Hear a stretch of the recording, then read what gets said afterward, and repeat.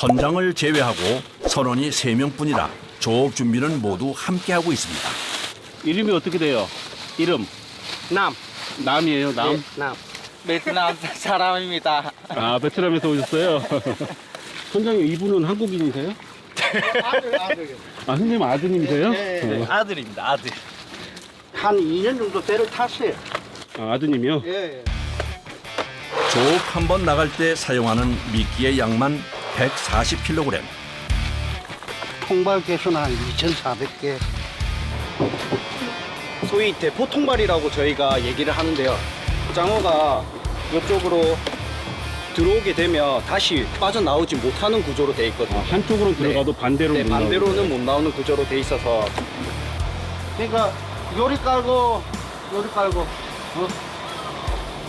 그만 요렇게 하고. 선원들 대부분이 초보라 출항 전 작업 지정과 분배는 선장의 필수 업무입니다. 작은 거 2개, 작은 거 2개, 큰 요거 1개. 네, 알았어요. 알았어. 예, 예. 서로 일에 중복성이 있거든요. 안 겹치라고. 선원들 가르치는 모습만 보면 수십 년 경력의 선장 같지만 사실 장어잡이 3년 차인 초보 선장입니다. 법인 택시 14년, 이제 개인 택시 한 13년. 아니, 어떻게 택시 하시다가 이게 바닷일 하실 생각을 하셨어요? 뭐 한번 도전 한번 해볼까? 뭐 크게 로망 정도는 아니더라도 뭐 안 해보면 후회할 것 같아요. 살아가면서. 그래서 한번 해보게 됐어요. 그러면 아드님하고는 경력차가 1년 차이예요? 네, 1년 차이. 아버님과 아들 다 초보분이시네요. 네, 저 야, 참 대단하시네요. 누구나 도전하고 싶은 마음은 있지만 쉽지 않은 것이 현실인데요.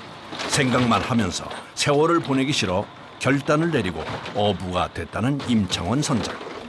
하지만 막상 해보니 힘든 일도 많다고 합니다. 여기 있는 통발을 전부 다 해야 됩니다. 어장까지 거리는 장승포 항에서 약 1시간. 바로 작업을 하기 위해 통발에 미끼를 넣고 정리를 하느라 분주합니다.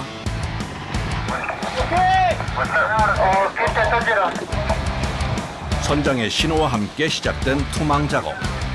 약 25km 길이에 매달린 2,400개의 통발을 어장으로 던져야 하는데요. 요나 그렇게 와봐. 반 놓을 때 속도 낮춰주고 7노트 맞춰주면 된다. 7노트 6.5에서 7. 그러니까 닷 구 붙일 때 닷 해주고. 아버님 어디 가시는 거예요? 아들 일종 가르치려고. 하나, 둘, 셋, 넷, 다섯. 하나, 둘, 셋. 그냥 던지는 것 같아도 투망할 때 가장 중요한 것이 통발의 간격. 일정하게 던져야 통발이 남거나 모자라지 않습니다. 때문에 던지는 타이밍이 무엇보다 중요한데요. 초보인 선원에게는 쉽지 않은 일입니다. 짧아.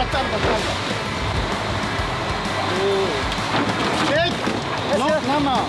천천히. 여봐. 길게. 오케이. 일 가르치다 말고 어딜 가나 했는데 수신호를 주기 위해 배 뒤쪽으로 이동했네요. 번거로울 텐데도 싫은 소리 한 번이 없습니다. 우리가 조심해야 돼. 특히나 말이 안 통하니까 행동으로 자기네들이 보거든요. 그러니까 상처도 많이 있고 하니까 더 잘해줘야 돼요. 오케이. 작업 방법도 알려줬겠다. 이제부터 본격적인 투망이 시작되는데요. 알트! 갑자기 멈춘 작업. 어장줄이 엉켰네요. 줄이다 보니까 터지면 요 주위에 있는 줄이 어디로 튈지 몰라서 항상 주의 깊게 줄 확인하고 항상 이제 긴장감 늦추지 말고 작업에 임해야 돼요. 그대로 작업을 했다면 큰 사고로 이어질 수도 있었던 상황. 알트! 조타실에서 꼼짝 못하는 아버지 대신 갑판에서의 일은 아들이 이끌어가고 있는데요. 다행히 줄이 꼬인 건 금방 발견했으니 이제 풀기만 하면 됩니다. 어장줄이 느슨해지면서 갑자기 팽팽해지면 꼬이거든요. 줄이 25km나 되니 제대로 풀어두지 않으면 어구 손실까지 날 수 있어 꼼꼼하게 작업합니다.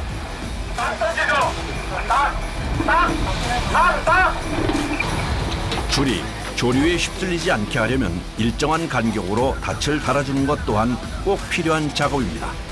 그런데 이때 빠른 속도로 다가오는 대형 선박.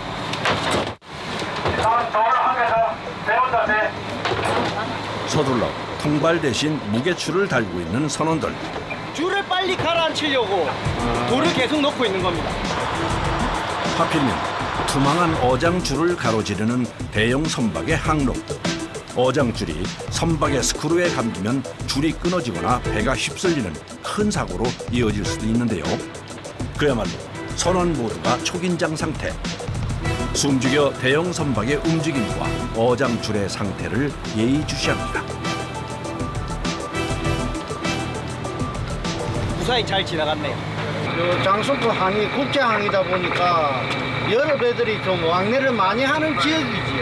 그러니까 조심을 해야지. 어장을 놓으면서. 우여곡절을 겪으며 투망한 지도 벌써 3시간 남짓.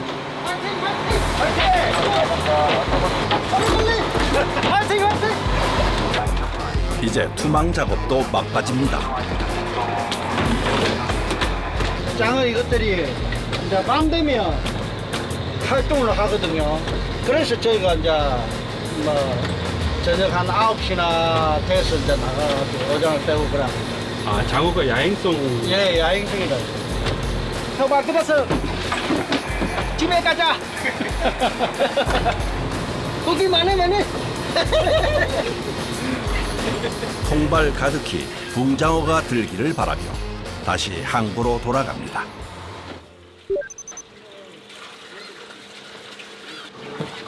가세요. 밤에는 양망 작업을 나서야 하니 쉴 시간은 이때뿐. 모두 서둘러 집으로 돌아갑니다. 이제 집에 가서 밥 한 끼 먹고 이제 한숨 자고 그러죠. 내중에 이제 저녁 한 8시나 오늘은 8시쯤에 나가도 될 것 같아요. 임창원 선장의 집은 항구에서 그야말로 엎어지면 코 닿을 곳에 있는데요. 차로 딱 1분 거리에 있습니다. 오늘 별일 없었어? 별일 없었죠. 이 집에서는 보통 점심이 이 시간대예요. 네, 보통 이 시간에 점심을 먹어요. 뱃일 시간에 맞추는 거예요. 네, 뱃일 맞춰서. 근데 평소는 이렇게 차려 놓으면 신랑 혼자서 차려 먹어요.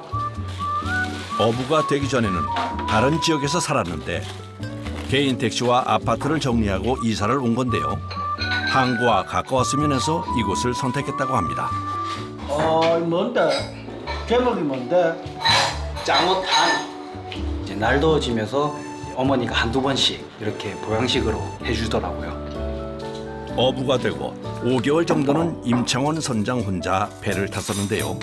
아무래도 무리가 있어서 반도체 회사를 다니던 아들에게 부탁.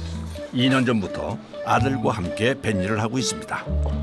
덕분에 이제 밥을 같이 먹을 사람이 있어 좋다네요.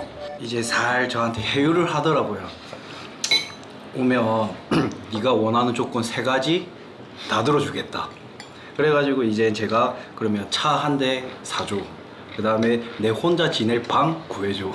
그리고 마지막으로 300 이상 줘. 이렇게 해가지고 했는데 근데 아버지가 2가지는 지켜줬는데 1가지를 안 지켜줬거든요. 그 1가지가 이제 월급. 뭐고? 나 담배 안 맞았나? 남편이야 어쩔 수 없다지만 아들까지 뱃일을 하게 됐으니 아내가 걱정이 많았을 것 같은데요. 택시 할 때도 뜬금없이 갑자기 자기가 이제 조선소에 다니다가 그만두고 서류를 넣고 저한테 이야기를 했어요. 이제 그렇기 때문에 뭐 하고 싶다 뭐 하면 별로 그렇게 놀랍지는 않아요. 배도 저희 친정이 배를 하기 때문에 배에 대한 반감도 별로 없었고 그러니까 뭐든지 도전해갖고 해보겠다면 해봐라고 한 거죠. 이 집은 사실 장승포 항구가 한눈에 내려다 보이는데요. 이렇게 항구 가까이에 있는 집을 구한 건 아내의 뜻이라고 합니다. 저기 앞에 저희 아버지 배가 바로 보이거든요. 그래서 어머니가 감시하려고 여기 좀 뷰 좋은 데로 잡았습니다. 무슨 감시를 해요? 아버지가 이제 배 나간다고 거짓말 치고 딴 데 샜는지 안 샜는지. 아들이 말한 거는 당연 농담이고 이게 바로 바다 배가 보이니까 이제 배가 오는지 안 오는지 확인도 되고 이제 애기 아빠도 이제 배가 안전한지 안 한지 바로 확인할 수 있으니까. 휴대폰 그만하고 빨리 주무셔요. 잘 자. 어디도 자. 1년 내내 조업 가능하다는 매력이 있어 붕장어 잡이를 선택한 임창원 선장.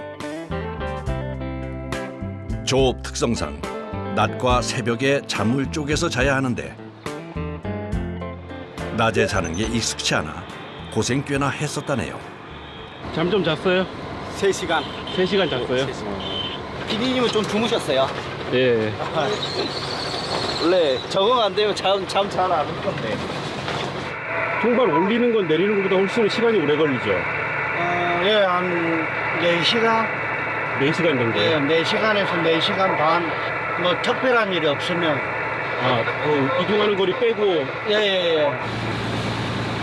만선을 꿈꾸며 힘차게 어장으로 출발합니다. 그런데 봐봐, 밑에 보이나? 보이나? 지금 안개가 너무 많이 끼가지고 이 밑에가 잘 안 보이는가 봐요. 어장 근처까지는 왔는데 부표를 찾지 못하는 상황. 주변을 헤맨 지 30분째인데요. 기대 있어요. 기대 있어요. 저 멀리 반짝이는 불빛 발견. 오른쪽. 밤 10시가 다 돼서야 시작된 양망 작업. 1시간이나 일이 지체된 만큼 선원들도 더 분주하게 움직입니다. 기다렸던 통발이 드디어 모습을 드러내는데요. 다행히 통발마다 붕장어가 들어있네요. 중간중간 씨알이 꽤 큰 것도 보이는데요. 와 엄청 크네요. 이게 저희 장순포 장어입니다. 장순포 장어. 이렇게 크기가 큰 게 가격도 더 비싸다고 합니다. 이제 35cm 미만은 이런 작은 사이즈는 방생을 해줘야 됩니다. 붕장어는 활어 상태여야 제값을 받을 수 있어 올리자마자 곧바로 어창으로 보냅니다. 통발 조업을 하다 보면 붕장어 말고도 다른 어종들도 꽤 올라오는데요. 이게 꼼장어입니다. 이렇게 위험을 받으면 이렇게 진액을 뿜어요. 요새 보기 힘든 국산 먹장. 그만큼 몸값이 올라 붕장어에 비해 가격이 비싸다고 하네요.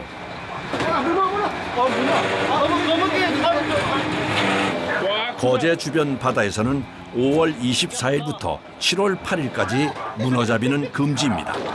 문어 맛있어도 비싸. 아무리 비싸고 맛있어도 그 먹이에는 미련 없이 바다로 돌려보냅니다. 양망이 시작되면서부터 텅 비어있는 조타실. 임창원 선장도 작업에 집중하는데요. 선장님 나와 계시면 배 조종은 누가 해요? 이거 레이더 보면서 합니다. 제가 합니다, 제가. 아 이게 조종기예요? 예. 갑판 천장에 설치해둔 선박 레이더를 보면서 배 운항과 양망을 동시에 하는 건데요. 1인 2역을 해내느라 그야말로 쉴 새 없이 움직입니다.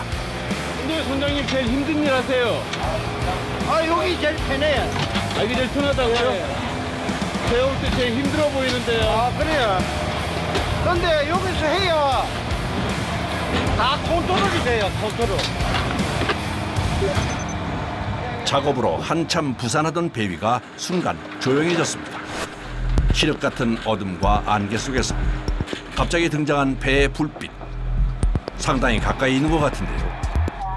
야간에 배와 충돌한다면 그야말로 대형 사고.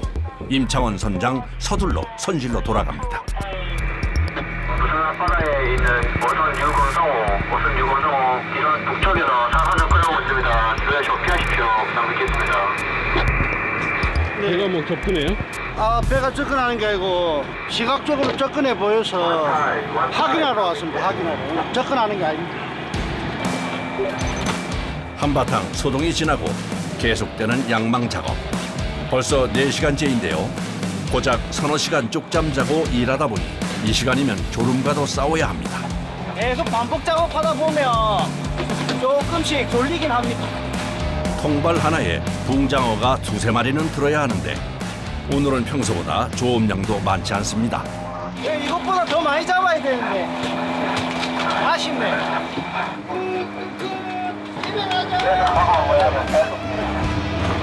깃발이 달린 부표까지 올리면 오늘 작업도 마무리입니다.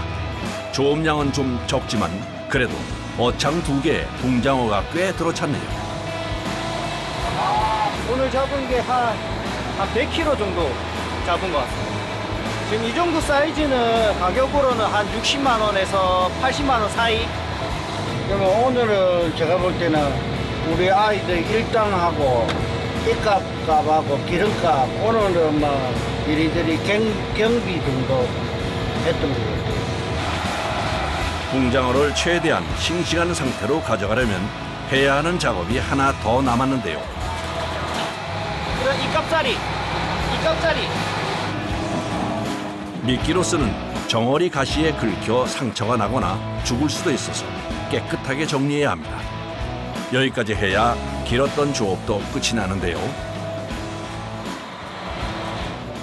잠을 쫓아가며 긴장 속에서 하는 조업. 일이 끝날 때면 그야말로 녹초가 됩니다.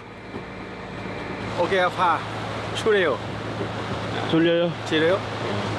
이제 팔을 계속 사용하다 보니까 어깨가 제일 아픈 것 같아요. 육지를 떠나 바다를 누빈 지도 이제 3년. 힘든 일도 많았지만 깨달은 것도 많다는데요.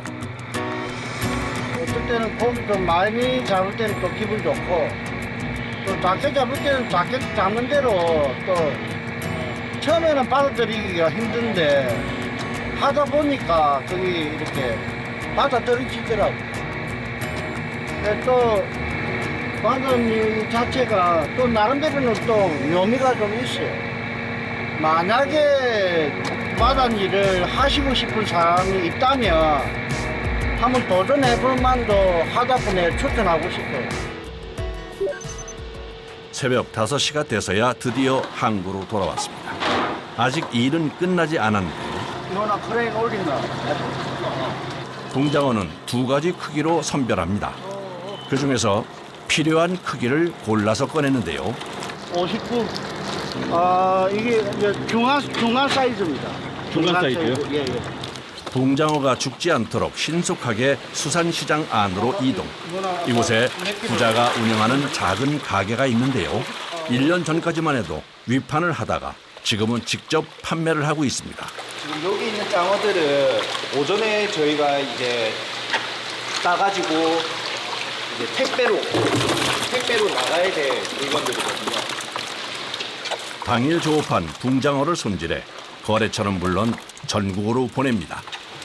근 60kg이나 되는 붕장어 손질은 오로지 아들의 몫인데요. 혼자 이걸 다 해야 하니 가게를 열면서 쉴 시간은 더 줄었습니다. 손질까지 오전에 마무리해야지 이제 작업을 이제 다 끝나고 조금 쉬었다가 다시 10시에 다시 나가고. 그런데 이제 2년 차인 뱃사람이라고 하기엔 붕장어 손질하는 폼이 예사롭지가 않은데요. 그 장어 손질하는 거 누구한테 배우셨어요? 장어 손질을 좀 오래 하신 분한테 잠시 이렇게 따는 걸 제가 동영상을 찍어가지고 그거를 보면서 제가 연습을 계속해 왔습니다. 1kg에 보통 이 정도 사이즈는 한 4마리 정도 되거든요. 1kg 기준으로 손질할 때 제가 처음 했을 때는 30분 걸렸거든요. 한 달쯤 되니까 그게 15분으로 줄고 6개월쯤 되니까 10분으로 줄고 이제 1kg에 한 3분에서 5분 정도? 스스로 열심히 노력해서 얻은 실력. 그 노력의 시간은 다 달아 홀쭉해진 칼날에 고스란히 담겨 있습니다. 나이가 27살이었다 보니까 그때 패기로 한번 해보겠다 해가지고 이제 여기까지 오게 됐어요. 이렇게 손질된 장어는 세척을 거쳐 포장하는데요. 포장은 어머니가 맡고 있습니다. 이제 세척은 바닷물에 한 번, 민물에 한 번 세척을 해줘야 돼요. 바닷물에 한 번 세척한 다음 남은 짠기를 빼기 위해서 다시 한 번 세척, 2번 씻어주는데요. 그런 다음 남은 물기를 제거한 후 보기 좋게 정리해 줍니다. 신선도 유지를 위해 진공 포장까지 하는데요. 손 갈 일이 많으니 혼자서는 역부족, 도와줄 사람까지 쓰고 있다네요. 이 옆에 분은 직원이에요? 네, 직원이에요. 그냥 알바생. 급할 때 부르는 알바생. 딸이라고 해줘. 이제는 붕장어 잡이가 가족의 생계 수단이 된 건데요. 아버지와 아들에게는 새로운 도전을, 또 가족들에게는 함께할 시간을 준 붕장어가 효자네요. 남일을 저희가 하는 게 아니고 오로지 우리들만을 위해서 하는 일이다 보니까 이제 심적으로도 편하고, 물론 몸은 반복 작업으로 이렇게 고되긴 하지만 서로 이제 이 작업을 끝내고 밥 먹으면서 얘기하고 하면 뿌듯하더라고요. 다 같이 열심히 해가지고 다 같이 엄마가 해준 밥 먹고 이러니까. 그래서 그 맛에 그냥 하고 있습니다.